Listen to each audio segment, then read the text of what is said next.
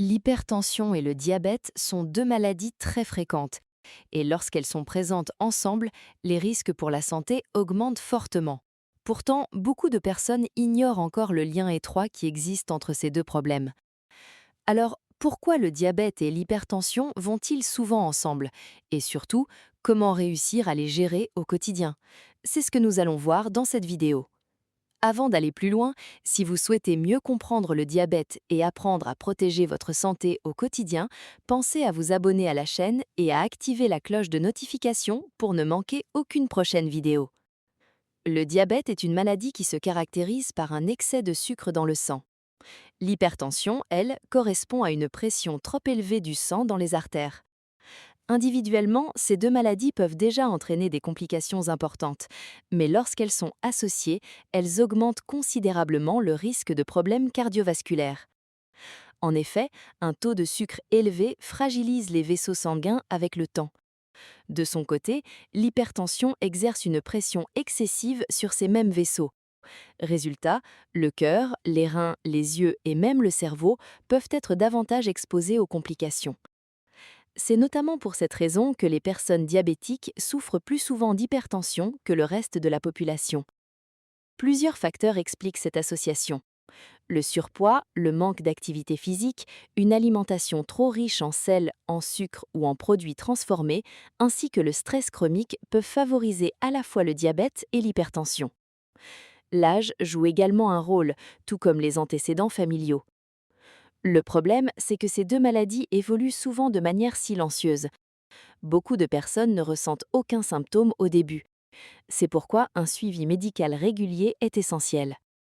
Lorsque des symptômes apparaissent, ils peuvent inclure une fatigue importante, des maux de tête fréquents, des vertiges, une vision floue ou encore un essoufflement inhabituel.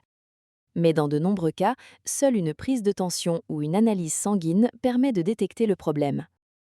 Heureusement, il est possible d'agir efficacement pour mieux contrôler ces deux maladies. L'un des éléments les plus importants reste l'alimentation. Réduire les produits ultra transformés, limiter le sel, éviter les excès de sucre et privilégier les aliments riches en fibres peut aider à stabiliser à la fois la glycémie et la tension artérielle. L'activité physique joue également un rôle majeur.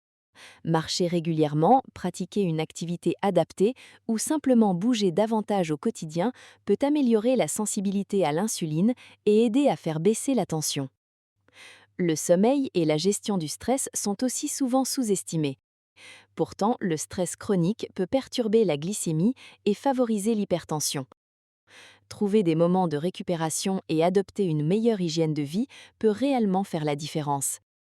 Dans certains cas, des traitements médicamenteux sont nécessaires pour contrôler la glycémie ou la tension artérielle.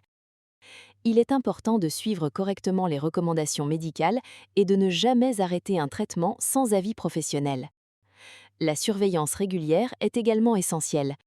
Contrôler sa glycémie, surveiller sa tension et réaliser des bilans de santé permet de limiter les complications et d'agir rapidement en cas de déséquilibre. Il faut aussi comprendre qu'avoir du diabète et de l'hypertension ne signifie pas forcément perdre en qualité de vie.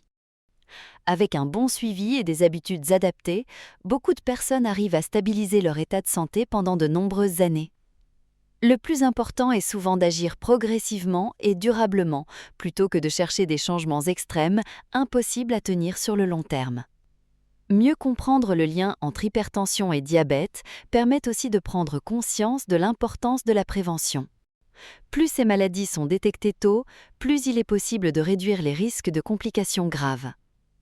Si cette vidéo vous a été utile, pensez à liker, à la partager autour de vous et à laisser un commentaire pour partager votre expérience ou poser vos questions. Merci pour votre écoute et votre attention et à très bientôt dans une prochaine vidéo.